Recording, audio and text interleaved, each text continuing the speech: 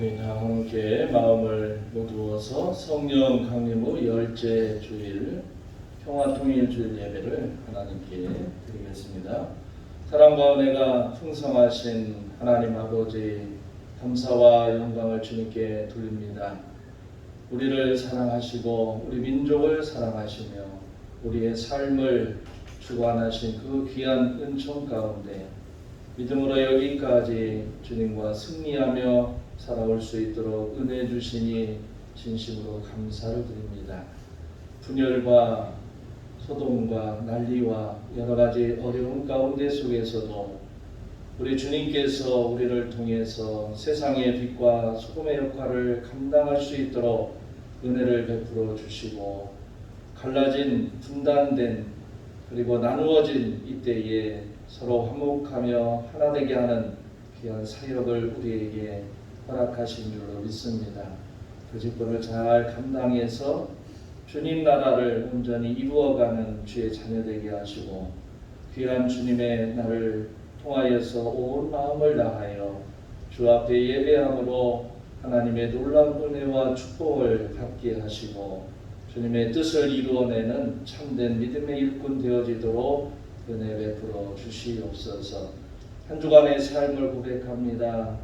부족한 부분 용서하시고 죄악된 부분 치유하시고 회복시켜서 용서하여 주심으로 오늘 믿음의 굳건히 서는 주의 자녀 되게 하시고, 이 예배를 통해서 새롭게 변화되고 주님의 말씀을 따라 한 주간도 은혜롭게 살아갈 수 있도록, 그리고 화목하는 그런 믿음의 일꾼의 사명을 잘 감당할 수 있도록 은혜 내려 주시옵소서. 이 예배를 기쁘게 받아 주실 줄 믿고 예수님의 이름으로 기도하옵나이다.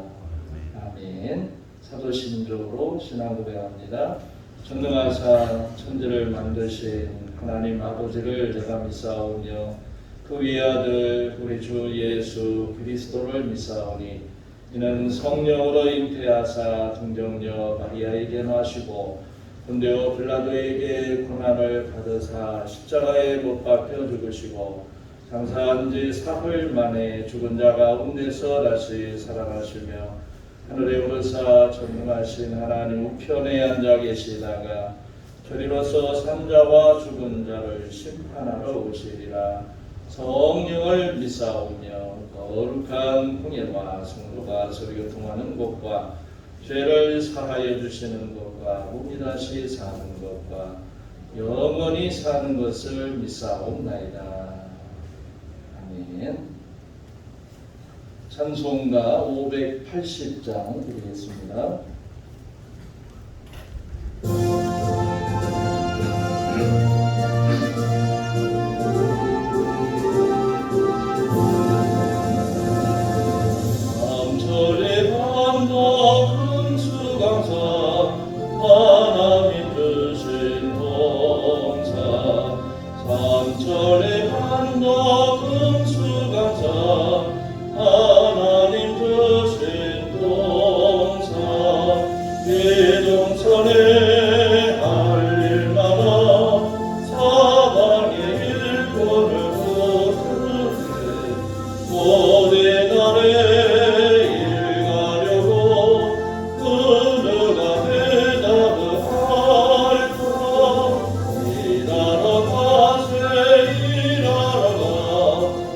천천히 감사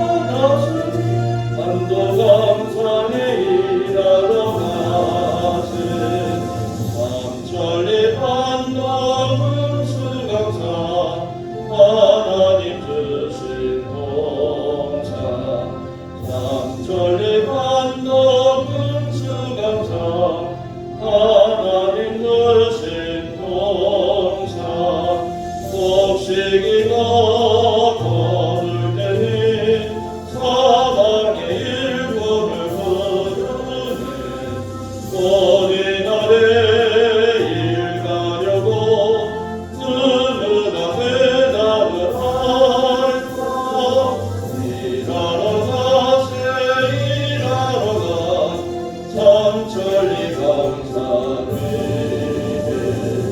하나님 명령 받았으니 감도강산에 일하러 가세.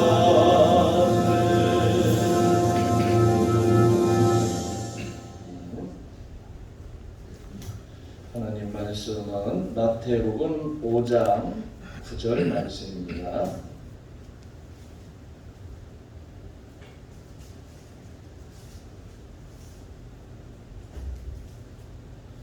마태복음 5장 9절 말씀. 1절 말씀 함께 봉독하겠습니다.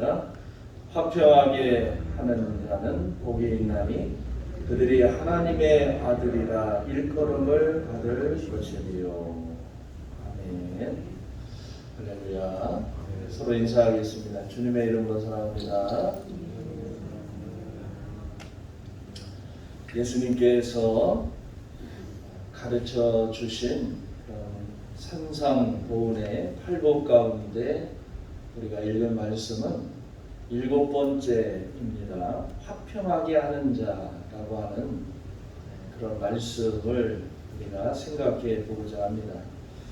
사실 지금 이 시대에는 뭐 국내적으로나 국외적으로나 정말 평화가 필요하고 절실한 그런 시대입니다. 오늘날 우리가 살아가는 세상은 어떤 의미에서는 서로 대립하고 싸우고 그리고 전쟁을 하려고 하고 또 전쟁을 하고 이권 때문에 서로 다툼이 일어나는 이런 가운데 속에서 그래도 많은 사람이 평화를 요구하고 있습니다. 그러나 현실은 정반대 상황으로 돌아가고 있는 그런 모습을 보면서 너무나도 안타깝죠. 가상 시나리오들이 막 나오면서 이제 러시아와 우크라이나 전쟁 이제 지금 뭐 마무리 돼갈지 어떨지는 모르겠습니다만 그 와중에 중국이 또 대만을 뭐 침공하네 만에 가상 시나리오들이 나오는 걸 보게 됩니다. 또 북한의 김정은이 살았다 죽었다 가짜다 진짜다 이런 얘기하면서 그런 얘기들은 결국 우리 남북한의 그 분위기를 얼어붙게 만드는 그런 상황에 도달할 수가 있고 그러다 보면 중국과 대만의 문제 당연히 남한과 북한의 문제까지 연결되어지는 이런 구도가 지금 펼쳐지고 있습니다. 그래서 이 대립의 문제뿐만 아니라 또 코로나 확산되면서 우리가 살아가고 있는 지금 현실은 하루도 평안한 날이 없죠. 주님께서 이런 세상에 살아가는 우리에게 요청하시는 게 있습니다. 그게 뭐냐면 화평하게 하는 자가 되라라고 하는 거죠. 이 교훈의 말씀은 현재 우리에게 당연한 교훈이라고 생각할지는 모르겠습니다만 사실은 예수님께서 이 말씀을 하실 당시에 군중들에게는 정말 충격적인 메시지라고 얘기할 수가 있습니다. 왜냐하면 지금 식민지로서 살아가고 있는 유대인들이 그들이 기다리고 바라는 메시아는 사실은 막강한 군사력을 가지고 주변에 있는 국가들을 다 섬멸하고 강력한 유대 민족을 재건할 수 있는 그런 영웅적인 메시아를 그들이 기다리고 있기 때문에 그렇습니다. 그런데 메시아일 것이라고 생각한 예수님께서 말씀하는 게 화평하는 자, 너희는 화평하게 하는 자가 되어야 한다 라고 하는 이런 말씀은 충격이죠. 그 단적인 예가 세례 요한의 행동입니다. 세례 요한은 부패한 권력에 그리고 비도덕적인 행위, 그러니까 헤롯이 자기의 동생 부인인 헤로디아를 빼앗아서 자기 부인으로 삼은 이 일에 관해서 단호하게 지적을 합니다. 그리고 헤로디아의 미움을 사서 결국 감옥에 갇혀 있을 때 요한은 예수님께서 그렇게 하고 다니시는 행적에 대해서 의문을 가지고 이런 질문을 했어요. 당시 요한까지도 예수님께서 말씀하시는 이 화평한 사역에 대해서 이해를 못하고 있는 모습을 보여주는 겁니다. 누가복음 7장 19절에 보면 요한이 그 제자 중 둘을 불러서 예수님께 보내서 말합니다. 오실 그이가 당신 맞습니까? 아니면 우리가 다른 메시아를 기다려야 합니까? 이런 질문을 해요. 왜 우리가 살아가는 이 세상에는 간목과 질투 그리고 싸움과 전쟁이 있는 것일까? 그 불행의 원인이 무엇일까? 주님께서는 이 점에 대해서 다음과 같이 분명하게 말씀을 하십니다. 마태복음 15장 18절부터 19절에 보면 입에서 나오는 것들은 마음에서 나오나니 이것이야말로 사람을 더럽게 하느니라. 마음에서 나오는 것은 악한 생각과 살인과 간음과 음란과 도둑질과 거짓 증언과 비방이니, 분쟁과 싸움이라고 하는 것은 바로 인간의 마음에서부터 나오는 죄 때문에 그렇다라고 하는 겁니다. 역시 오늘날도 별반 다르지 않아요. 그렇기 때문에 세상은 평화를 절실하게 요구하고 있습니다. 바울은 이 직책을 다른 사람이 아니라 바로 예수님을 믿는 성도들이 감당을 해야 한다라고 간곡하게 당부하고 있습니다. 고린도후서 5장 18절부터 20절에 보면 모든 것이 하나님께로서 났으며 그가 그리스도로 말미암아 우리를 자기와 화목하게 하시고 또 우리에게 화목하게 하는 직분을 주셨으니 곧 하나님께서 그리스도 안에 계시사 세상을 자기와 화목하게 하시며 그들의 죄를 그들에게 돌리지 아니하시고 화목하게 하는 말씀을 우리에게 부탁하셨느니라. 그러므로 우리가 그리스도를 대신하여 사신이 되어 하나님이 우리를 통하여 너희를 권면하시는 것 같이 그리스도를 대신하여 간청하노니 너희는 하나님과 화목하라. 이 사도 바울의 간곡한 부탁은 예수님께서 교훈하신 산상보훈의 말씀을 다시금 생각나게 합니다. 문제는 이 화평의 사도직을 감당하는 이 일은 인간에게 생리적으로 주어지는 것이 아니라 후천적으로 만들어져야 한다라고 하는 거예요. 아담의 타락 이후에 인류가 저지른 최초의 죄가 뭡니까? 가인이 자기 동생 아벨을 죽이는 살인사건이에요. 그들은 한 집안에서 화목하지 못하고 결국 사람을 죽인 원인이 뭐냐면 시기심이라는 거예요. 시기심에 의해서 잔인한 살인을 저지르고 있는 겁니다. 이 사건이 타락한 이후 인간이 저지른 최초의 사건이라고 하는 거예요. 화목이라고 하는 게 뭡니까? 화목이라고 하는 것은 부드러운 유화 정책을 펴서 회유하는 그런 행위가 아니에요. 말 그대로 이웃과 화해하고 사이좋게 지내는 것을 의미합니다. 그런데 이 일이 쉽지가 않아요. 시골도 그렇습니다만 도시도 보면 옆집에 있는 사람과 다투기가 일수고 위아래층에 있는 사람과 다투기가 일수예요. 그 이유가 뭐냐면 시끄럽다는 거죠. 애들이 좀 뛰기만 하면 막 바로 올라와서 왜 그러냐고 못 살겠다고 그러고 뭐 그렇게 하면 또 뭐 스피커를 천장에 붙여가지고 위에 있는 사람 괴롭히기나 하고 이런 일들이 비일비재하고 주차장 문제로 내 땅이다 네 땅이다 이게 무슨 당신 땅이냐 이런 싸움질을 하고 아무튼 시골에서도 예전에는 그냥 네 땅이나 내 땅이나 그냥 농사 졌으면 됐는데 지금은 측량을 해서 조금이라도 벗어나면 싸우고 이런 일들이 이 세상에 벌어지고 있다는 거죠. 이게 뭐예요? 다 물질의 유혹과 시기심과 질투 때문입니다. 어떤 사람이 화목을 만들어내는 사람일까? 소극적인 의미에서 성격 자체가 조용하고 차분한 사람일 겁니다. 후덕하고 매사에 여유 있는 성격을 가진 사람이라고 봐요. 그는 매사에 조급하지 않습니다. 그리고 상대방을 억누르고 그를 이기려고 하지도 않습니다. 예를 들면 구약의 이삭이라고 하는 사람, 신약의 나다나엘이라고 하는 사람을 들을 수가 있어요. 적극적인 의미에서는 진정으로 평화를 사랑하고 더 나아가 그 평화를 유지하기 위해서 구체적인 행동을 취하는 사람일 겁니다. 예를 들면 구약의 다윗과 같은 사람, 또 신약의 사도 요한과 같은 사람일 거예요. 그러나 성경에서 제시하고 있는 화평을 이룰 수 있는 사람은 어떤 사람이냐? 우선 이 점에 있어서 현상보훈에서 말씀하시는 팔복은 논리적인 흐름을 갖고 있다라고 말씀할 수가 있습니다.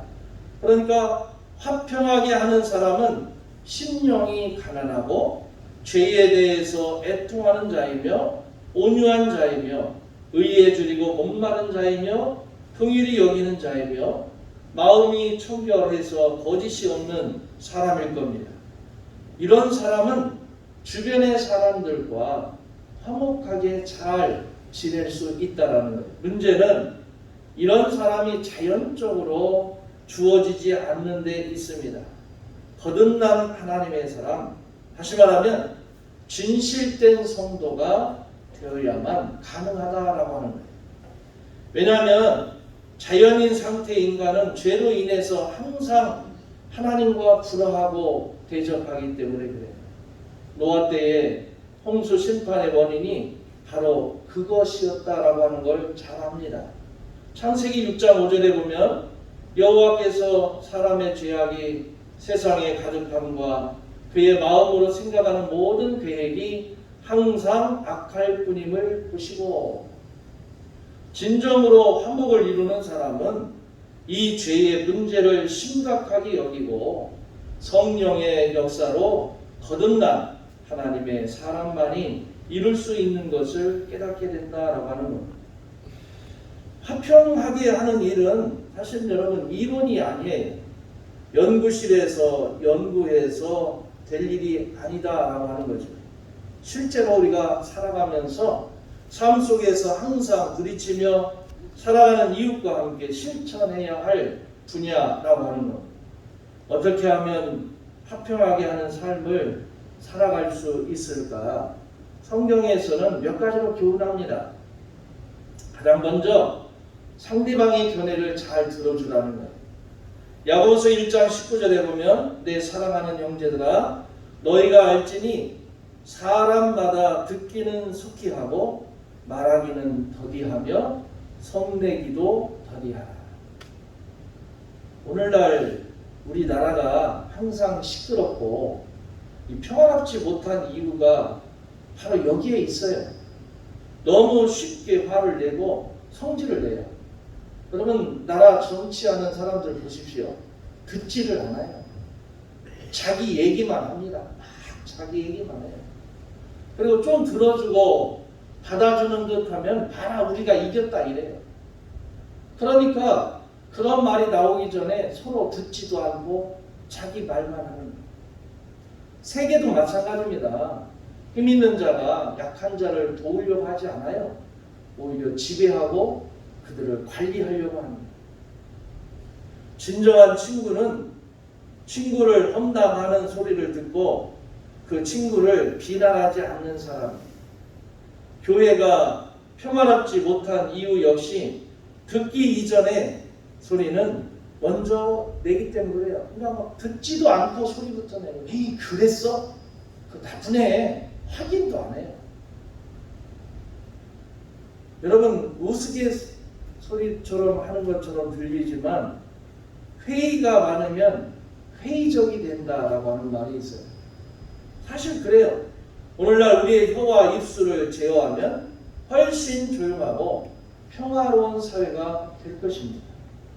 두 번째는 복음의 핵심을 잊지 말라는 겁니다. 주님께서 이 땅에 인간의 몸을 입으시고 오신 이유가 무엇입니까? 에베소서 2장 14절부터 18절에 그 이유가 나와 있어요.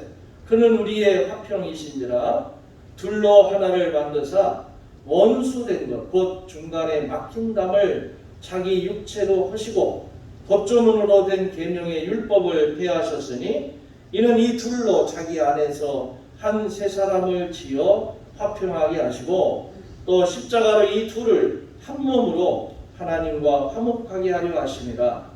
원수된 것을 십자가로 소멸하시고 또 오셔서 먼 데 있는 너희에게 평안을 전하시고 가까운 데 있는 자들에게 평안을 전하셨으니 이는 그로 말미암아 우리 둘이 한 성령 안에서 아버지께 나아감을 얻게 하려 하심이라. 이 복음의 핵심 정신을 잊지 말아야 합니다. 사도 바울이 말씀하신 것과 같이 우리 역시 예수 그리스도를 본받아서 화목의 직책을 잘 감당해야 할 줄로 믿습니다. 세 번째는 화목하기를 힘쓰라는 거예요. 화목하다라고 하는 것이 정말 어려운 일입니다. 그래서 성경은 화목할 것을 명시하는 거예요. 에베소서 4장 3절에 보면 평화 안에 매는 줄로 성령이 하나 되게 하신 것을 힘써 지키라. 이 하나됨은 힘든 거예요. 어쩌면 도저히 불가능할지도 모릅니다. 부부가 하나 되는 것도 쉽지 않은데 남들과 하나가 된다는 게 얼마나 어렵겠습니까? 그래서 성령의 도우심을 구하여야 하고 또한 이 일을 위해서 힘써야 한다는 거예요. 우리 주님께서는 이 주제를 지상에서 마지막으로 하나님께 기도했습니다. 요한복음 17장 21절부터 22절에 보면 아버지여 아버지께서 내 안에 내가 아버지 안에 있는 것 같이 그들도 다 하나가 되어 우리 안에 있게 하사 세상으로 아버지께서 나를 보내신 것을 믿게 하옵소서. 내게 주신 영광을 내가 그들에게 주었사오니 이는 우리가 하나가 된 것 같이 그들도 하나가 되게 하려 함이니이다. 우리는 이 하나됨을 위해서 기도하며 항상 힘써야 될 줄로 믿습니다. 오늘 말씀에 화평하게 하는 자는 복이 있나니 그는 하나님의 아들이라 일컬음을 받을 것이다 그랬습니다. 여기서 주목해야 할 것이 뭐냐면 일컬음을 받는다라고 하는 거죠. 이 말은 이름이 주어지게 된다 그런 의미입니다. 이름이 주어진다라고 하는 것은 가장 먼저 소유가 된다는 거예요. 화평하게 하는 사람들은 복이 있습니다. 그들이 하나님의 자녀로 소유가 될 것입니다 라고 하는 뜻입니다. 아들이 된다라고 하는 의미는 하나님의 소유가 된다라고 하는 거죠. 하나님은 화평을 이루어가는 사람을 하나님께서 소유하신다는 거예요. 또 닮았다라고 하는 거예요. 아들이라는 것은 여러분 자녀라고 하는 것은 부모를 닮기 마련입니다.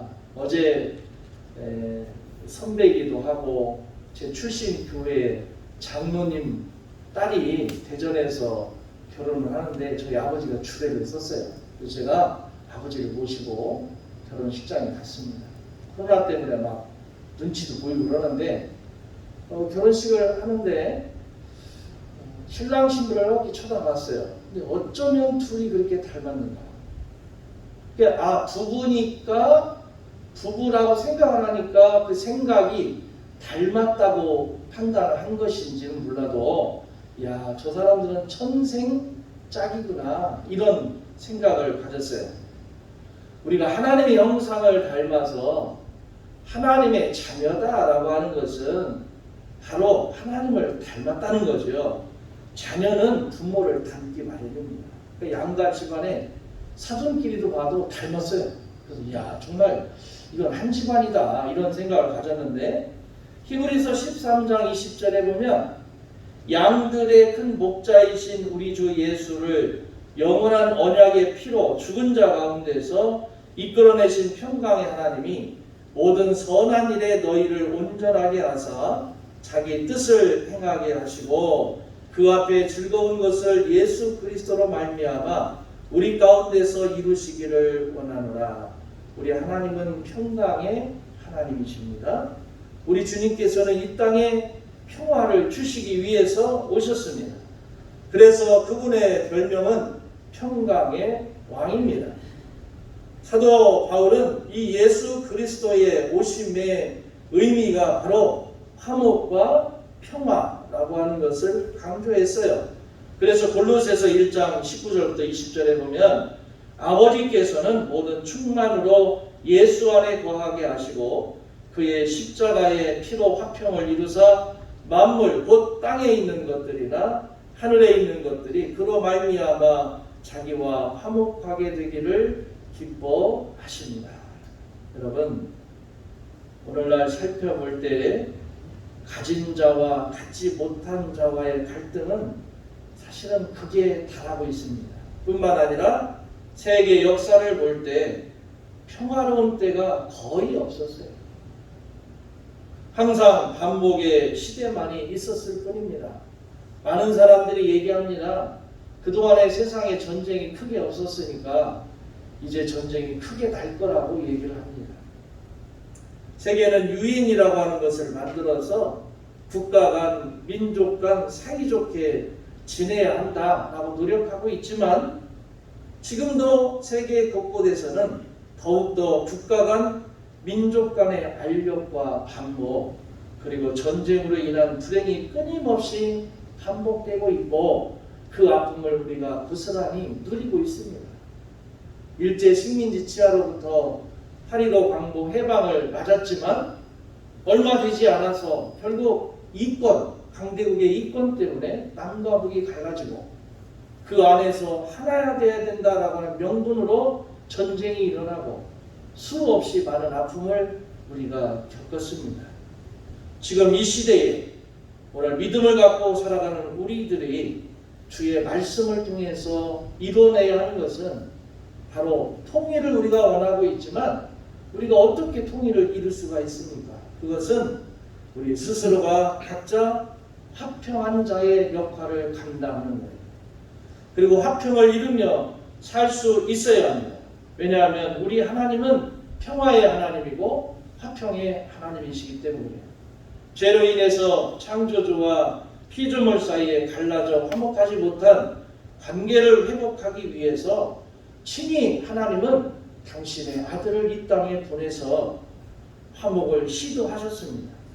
그리고 성령의 도우심으로 이 하나님의 사랑을 알고 또한 거듭나 하나님과 관계가 회복되게 하시고 그 사실을 잊지 않고 삶 속에서 그 화목을 실천하도록 명령하셨다는 것. 이것이 우리의 직분이고 직책입니다. 진정으로 믿는 성도들의 화목 사역을 통해서 가정과 사회 그리고 나아가 국가와 민족 가운데 또 세계 가운데 참된 평화를 이루어낼 수 있는 그런 믿음의 일꾼의 삶을 우리가 온전히 살아가야 될 줄로 믿습니다. 오늘 말씀에 화평하게 하는 자는 복이 있나니 그들이 하나님의 아들이라 일컬음을 받을 것이며 여러분이 화평하게 하는 자고 하나님의 온전한 자녀임을 믿으시고 여러분 삶의 자리에서 작든지 크든지 화평하게 하는 자가 되어지기를 주의 이름으로 축원합니다. 기도하겠습니다. 사랑이 많으신 하나님 감사와 영광을 주님께 돌립니다. 오늘 특별히 믿음을 가지고 주의 말씀대로 우리가 어느 자리 어느 곳에 위치한다 할지라도 화평하게 하는 자가 되게 하시고 그 이유는 주님이 하나님과 우리 사이 막혀있는 담, 그 그 헐기 위에서 화목 제물로 오셨고 하나님의 근본이 평화이고 화평이기에 그의 아들 예수를 통해서 우리와 화평하시고 화목하게 하시고 평화를 이루게 하신 것처럼 우리도 화평하는 자가 될 수 있도록 주님께서 축복하여 주시옵소서. 그 일을 우리가 감당할 수 있도록 믿음 주시고 능력을 더하여 주시옵소서. 그리고 우리가 세상 가운데 화평의 역할을 잘 감당할 수 있도록 최선을 다해 믿음으로 주님과 함께 동행하며 그 일을 이루어낼 수 있도록 주님 힘과 능력을 더하시옵소서. 예수님의 이름으로 기도하옵나이다. 아멘. 찬송가 288장 부르면서 준비한 힘을 하나님께 드립니다.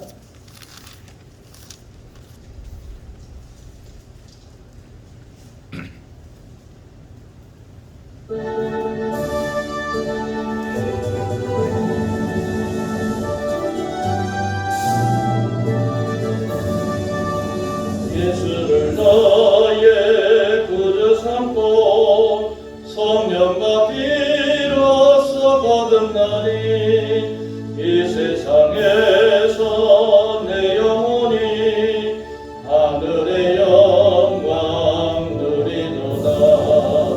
이것이 나의 간증이요 이것이 나의 찬송의 새 나 사는 동안 끊임없이 구주를 찬송하리로다. 온전히 주께 맡긴내요 사랑의 음성을 듣는 중에 천사들 왕래하는 것과 하늘의 영광 보리로다. 이것이 나의 간증이요 이것이 나의 찬송의 새 나 사는 동안 끊임없이 구주를 찬송하리로다. 주 안에 기쁜 누림으로 마음의 풍랑이 잔잔하니 세상과 나는 간 곳 없고 구속한 주만 보이도다. 이것이 나의 간증이요 이것이 나의 찬송의 새 나 사는 동안 끊임없이 그를 찬송하리로다.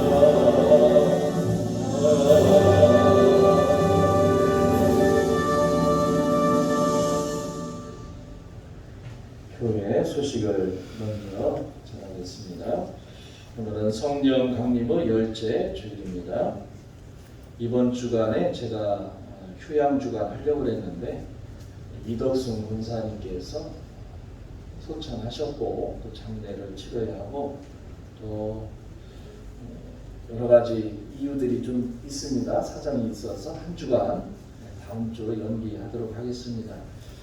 수요 1, 2부 예배는 그대로 다시 드립니다. 1, 2부 예배는 드리고 금요 기도회는 제가 예복교회에 계셨던 이선 목사님이 원주 영광교회 취임식이 있는데 제가 좀 가야 될 행사가 있어서 금요일날 올라가야 되기 때문에 금요 기도회는 쉬도록 하겠습니다.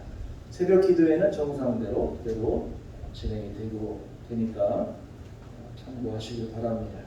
원주 영광교회 이선 목사 담임 목사 취임식이 이번 주 토요일 오전 11시에 있습니다.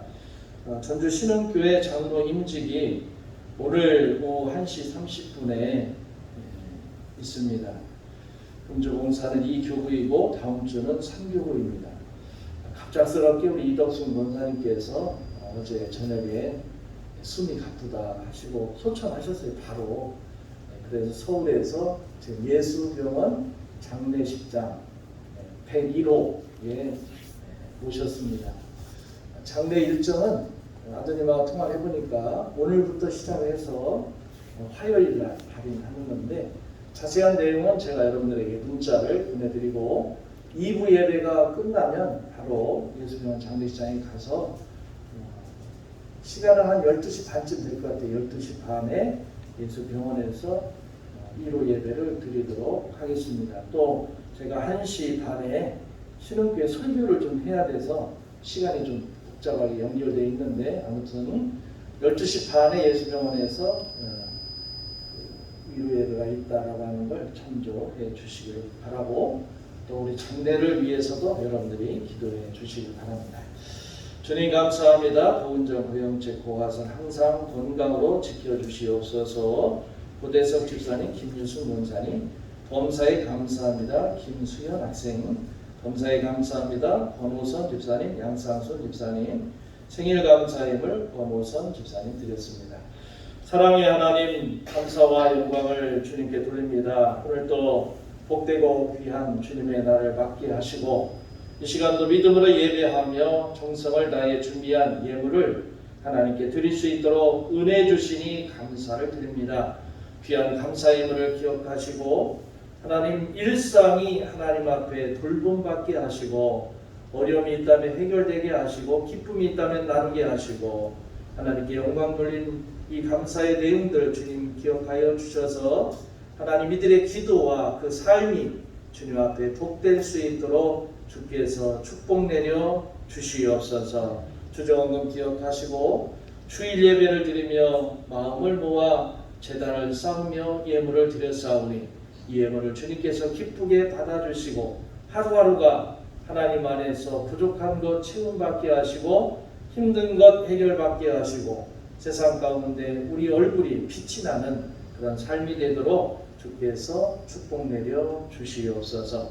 지금은 우리 주 예수 그리스도의 은혜와 아버지 하나님의 놀라우신 사랑하심과 성령님의 감화 교통 기름 부으심의 역사가 믿음 안에서 화평하기를 원하며 그 일을 감당하기 원하는 제 모든 성도님들 앞길 위에와 하나님의 부름받아 천국 가셔서 장례를 치러야 하는 우리 이덕순 권사님 그의 영혼과 그의 유가족들 위해 지금부터 영원토록 함께 하시기를 간절히 축원하옵나이다.